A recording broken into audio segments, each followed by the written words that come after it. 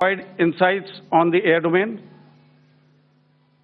To his right is Lieutenant General Rajiv Ghai, Director General Military Operations. He will cover the land aspects. And to my immediate right is Vice Admiral A.N. Pramod, the Director General Naval Operations. Following these briefings, we will be having a few question and answers. May I now request the DG Air Operations to commence the proceedings.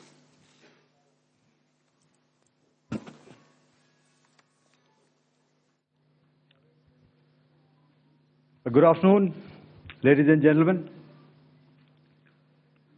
Yesterday, we had a detailed brief on the successful joint operations that were carried out to destroy the terror infrastructure in Pakistan-occupied Jammu and Kashmir, as well as in Pakistan itself.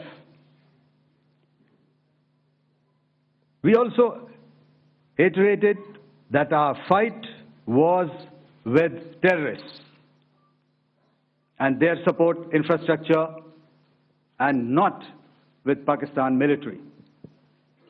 However, it is a pity that the Pakistan military chose to intervene and bat for the terrorist, which compelled us to respond in kind.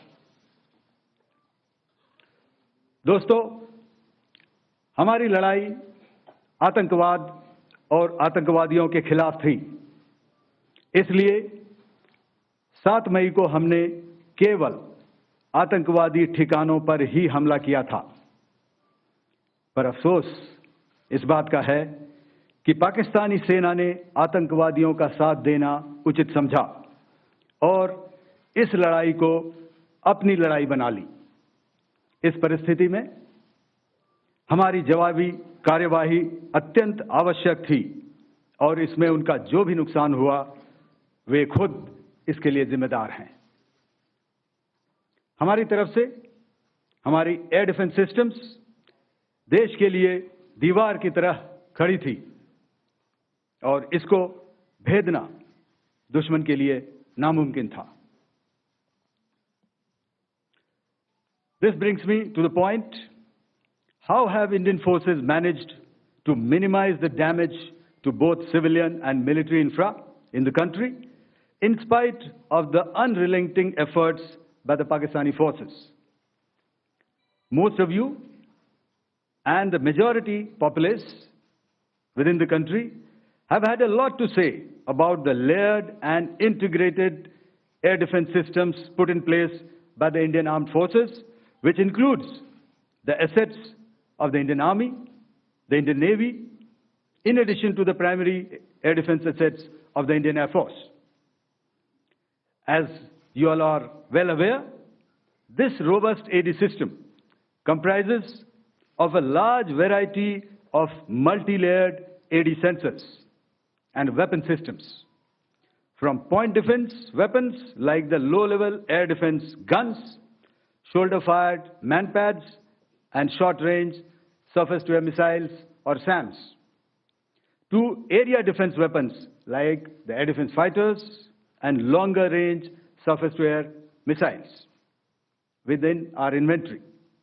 Additionally, the numerous waves of drones and unmanned combat aerial vehicles employed by Pakistan were also thwarted by the indigenously developed soft and hard kill counter-US systems and the well-trained Indian air defense personnel. All this was brought together as an efficient and effective AD environment by the Integrated Air Command and Control System, or the ISCCS of the Indian Air Force, which accords us the net-centric operational capability which is vital to modern days warfighting. While much has been said and written about the newer systems, I would like to place on record the performance and efficacy demonstrated by even the older battle-proven AD systems like the Pechora, the OSA AK, and the LLAD guns in countering the Pakistani threat vectors in the current operations. They were all modern generations, but these battle-proven systems stood the test of time and took them on head-on. Another highlight has been the stellar performance of the indigenous air defense weapon system like the Akash system. Here, ladies and gentlemen, I would like to mention that putting together an operationalization of this potent AD environment has been possible over the last decade due to unwavering budgetary and policy support provided by the Government of India in acquiring state-of-the-art equipment and weapon systems. Some of the results achieved in countering the enemy threat vectors over the last week are now being shown on the screen. Shown on the screen is the probable enemy PL-15 missile, which is of Chinese origin. This missile has missed its target, and you can see the pieces now which are available with us. Another weapon system or weapon which was found was the long-range rocket, the pieces of which you can now see on the screen. We have talked about the loiter munitions and the unmanned aerial systems, and here are some of the glimpses of those systems which we have brought down. To your right, with the right undercarriage or the wheel, you can see is the Yeeha system, which is of Chinese origin with Pakistan. You can see some quadcopters, and you can see one odd Sonka drone hanging by the wire.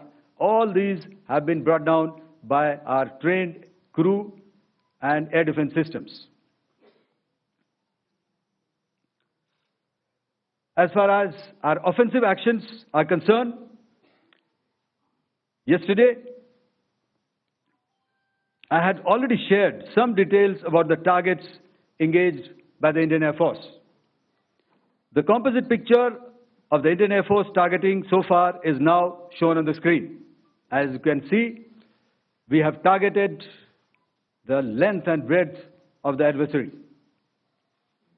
I'm sure most of you would have already seen the effect of these strikes on ground, courtesy the large number of videos and photographs being circulated in the media.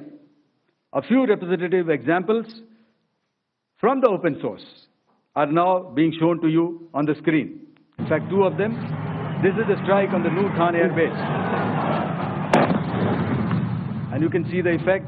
I'm sure most of you have seen the video. I have also picked it up from your sources only. And this is the aftermath of our strike at Raimiar Khan Air Base. You can see the massive crater that it has left on its runway. And you can see the pinpoint accuracy of our weapons.